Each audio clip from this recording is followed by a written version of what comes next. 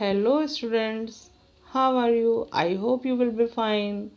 Now we start chapter number 2 of supplementary. Its name is Children at Work.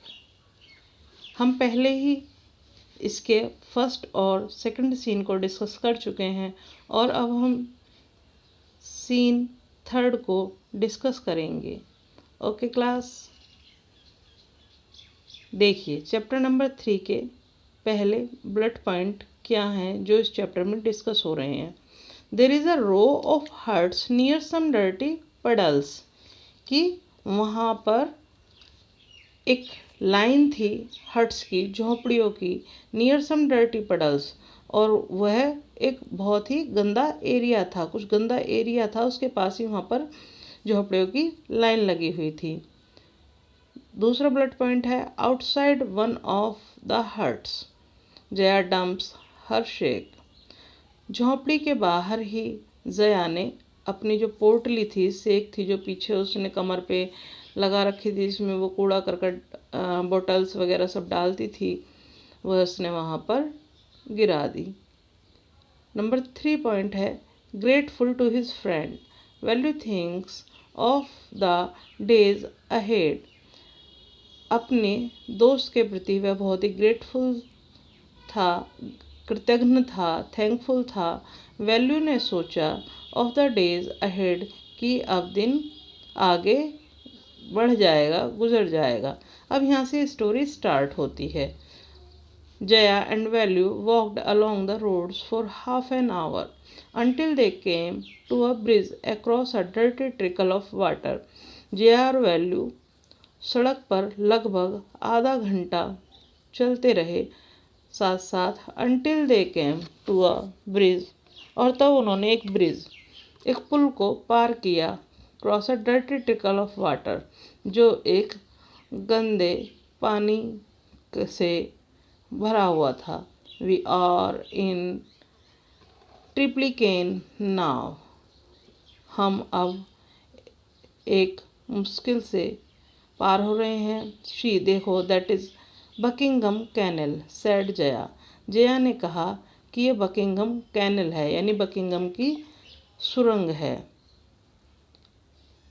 अब हम आगे देखते हैं.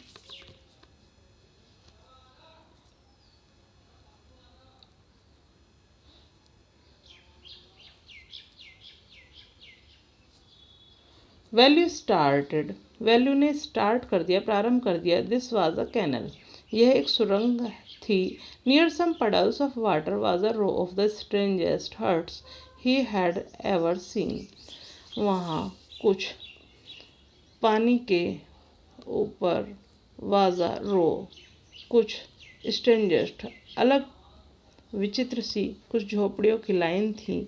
ही हैड एवर सीन, जो उसने पहले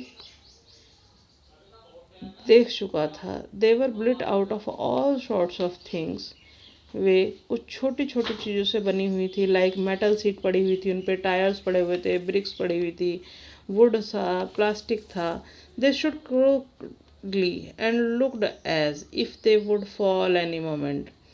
दे स्टूड, वह खड़ा हुआ, बहुत ही क्रूकली, दूर सा थे, एंड लुक्ड, और उसने देखा, if they would fall any moment, कि वे किसी भी क्षण जैसे गिर जाएंगी. Is this where you live, क्या तुम यहाँ रहती हो? दिस हाउसेज आर स्ट्रेंज, ये हाउस तो बहुत ही अलग हैं, विचित्र हैं. सैड वैल्यू ने कहा.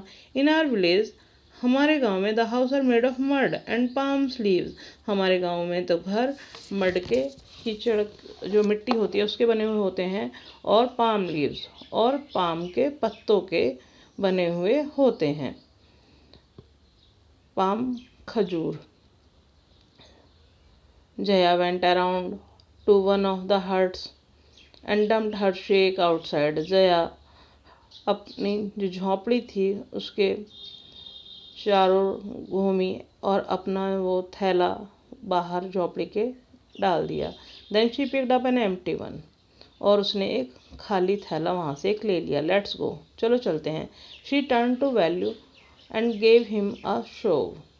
वह वैल्यू की तरफ मुड़ी एंड उसको उसने कुछ दिया। At least help me now, अच्छा तो चलो तो वो मेरी हेल्प करना। Here wear these and come with me, और तुम इसको पहन लो और चलो मेरे साथ।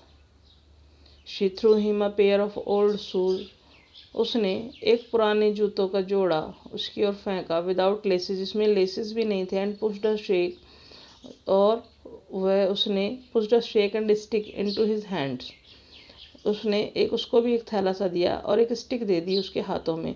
वैल्यू वाज कन्फ्यूज, वैल्यू बहुत कन्फ्यूज था।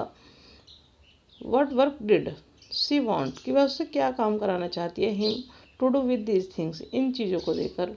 The only work he had ever done was on the land owner's farm, वह केवल उसने तो यही काम किया है, एक लैंड ऑनर यानी जो जमींदार होते हैं उनके फॉर्म पर ही काम किया है। Weeding and taking cows out of graze, यानी गायों को चराने के लिए ले जाना और उन्हें खाना पीना, उनके घास चारा खिलाना। Are there any farms in the city, he asked Jaya. Jay, उसने जय से पूछा कि जय यहाँ पे कोई फार्म नहीं है शहर में, यानी फार्म हाउस जो होते हैं जहाँ पर बहुत सारा गेहूँ वगैरह ये सब पैदा होते हैं। तो आप यहाँ देख रहे हैं इसके वर्ड मीनिंग भी। क्रूडली मीन होता है नॉट स्ट्रेट, कि सीधे ना चलना। शॉव मीन पुश, पुश मीन धक्का देना। वीडिंग यानी खेतों में जो काम करते हैं, घास को काटना, रिमूविंग ग्रास, या खुदाई करना। इस तरीके से हम अपने वर्ड मीनिंग भी लर्न कर लेंगे। अब हम देखते हैं next. She laughed and thumped, कि वह मुस्कुराई। Thumped her stick on the ground, और उसने ज़मीन पर उस स्टिक को पटका। फार्म्स, फार्म या फार्म यानी फार्म मतलब जो फार्म हाउस होते हैं, खेत होते हैं। There are no farmers here, यहाँ कोई फार्मर नहीं है, कोई किसान नहीं है। वी आर रैग पिकर्स, हम कूड़ा कचरा चुगने वाले हैं, रैग पिकर्स हैं। रैग पिकर्स, सी माई शेक, मेरा ये थैला देखो। Full of things I collected, ये उन चीज़ों से भरा हुआ है जो मैंने कलेक्ट की हैं। कलेक्टेड, इकट्ठा करना। फ्रॉम वेयर, कहाँ से। आस्क वैल्यू, वैल्यू ने पूछा। From rubbish bins, where else, जो कूड़ा घर होता है जहाँ पे कूड़ा खराब सामान पड़ा हुआ होता है, वेयर एल्स, कहीं भी, हम कहीं से भी वो चीज़ें, रबिश मतलब जो बेकार चीज़ें होती हैं वहाँ से उठा लेते हैं। You collect rubbish, value had never heard of such a thing. A block head, तुम बेकार चीज़ों को कलेक्ट करती हो, वैल्यू ने कभी भी इन चीज़ों के बारे में नहीं सुना था। A blockhead, it is not any rubbish, उसने कहा कि कोई भी चीज़ खराब नहीं होती है। Only paper, plastic, glass, such things, केवल पेपर, प्लास्टिक, ग्लास और इस तरह की चीज़ें। वी शैल इट टू जाम बाज़ार जग्गू, और हम इन्हें जाम बाज़ार में जग्गू को बेच देते हैं, हम इस सामान को।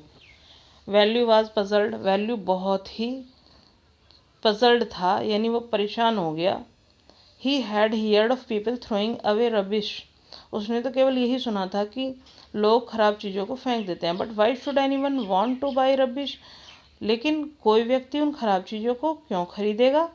हु इज़ जैम बाज़ार जग्गू, जैम बाज़ार में जग्गू कौन है। Why is he buying at all this, और वह इन चीज़ों को क्यों खरीद रहा है। You think he buys it for show, तुम सोचते हो कि वह खरीदता है इट फॉर शो, दिखाने के लिए, शोइंग के लिए। He sells it to a factory, वह इनको फैक्ट्री में बेचता है। कम ऑन, आओ, I don't have time, not time to waste like you, मेरे पास तुम्हारी तरह समय व्यर्थ करने के लिए नहीं है। Velu did not move, Velu नहीं चला।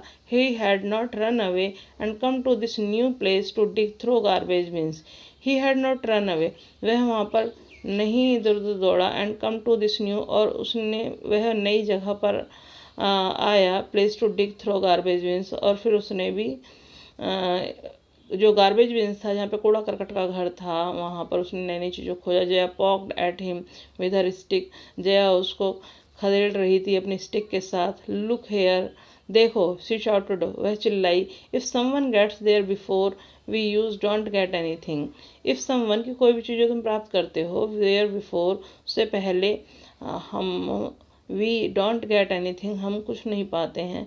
डोंट जस्ट स्टैंड देयर, कि यहाँ खड़े मत रहो। पोजिंग, ये तुम पोज बनाए हुए जो खड़े हो एक जगह। बिग हीरो, बड़े हीरो बन रहे हो। I am trying to help you, मैं तुम्हारी कोशिश कर रही हूँ कि तुम्हारी हेल्प कर सकूँ। Who field your stomach today, तो आज तुम्हारा पेट कौन भरेगा। Value scratched his head and tried, value अपने स्वर को खुजलाने लगा। एंड ट्राइड, और उसने देखा। I shall do it for now, कि अब उसको ये काम करना ही पड़ेगा। ही थॉट, उसने सोचा। Until I find a better job, जब तक मैं अच्छी कोई नौकरी पाता हूँ तब तक मैं इस काम को कर लेता हूँ। ये स्टोरी लिखी थी गीता वॉल्फ ने, अनुष्का रविशंकर ने और अजित सेन ने। ये ट्रैश से ली गई है। और ये जो रैग पिकर बच्चे होते हैं, जो कूड़ा चुगने वाले बच्चे होते हैं, और वह जो रिसाइकल होता है वह कूड़ा करकट, उससे फिर कोई नई चीज़ दोबारा बनती है, नया प्रोडक्शन होता है। तो इसमें हमने देखा कि घर से जाने के बाद बच्चे की क्या स्थिति हो गई, और उसने अपने पापा से थोड़ा सी डांट सुनने के बाद घर छोड़ दिया, और उसके बाद उसे घर से कितना स्ट्रगल करना पड़ा। और कुछ बच्चे ऐसे जो अपनी फाइनेंशियली कंडीशन के कारण रैग पिकर्स का काम करते हैं, लाइक जो कूड़ा कचरा चुगते हैं। तो उसमें दिखाया गया है कि व्यक्ति किन किन हालात और किन किन कंडीशंस को फेस करता है। यहाँ पर कंप्रीहेंशन चेक है, यहाँ कुछ क्वेश्चंस भी दिए गए हैं जिन्हें आप देख सकते हैं। What material are the strange huts made out of, की हट्स को बनाने के लिए कौन कौन सा सामान प्रयोग किया जाता है, कौन कौन से मटेरियल की ज़रूरत पड़ती है। Why does value find them strange, value को क्या क्यों ऐसा स्ट्रेंज लगा वहाँ पर, क्यों इस तरह का अलग लगा, विचित्र चीज़ें कैसे क्यों लग गई, एटमोसफेयर उसको अलग कैसे लगा, environment.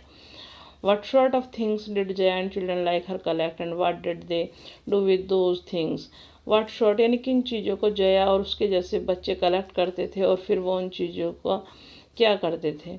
Number 3 is value happy और अनहैप्पी टू फाइंड वर्क, क्या वैल्यू खुश था या दुखी था इस काम से। Give a reason for answer, अपने प्रश्न जो ये प्रश्न है इसका अपने शब्दों में इसका उत्तर दीजिए। अब आप यहाँ देखते हैं वर्ड मीनिंग भी है। ब्लॉक हेड मीन फूल, मूर्ख। पोजिंग मतलब looking important. Hoping to impress others, यानी दूसरों को इम्प्रेस करने की इच्छा करने वाला या इम्पोर्टेंट दिखाई देने वाला।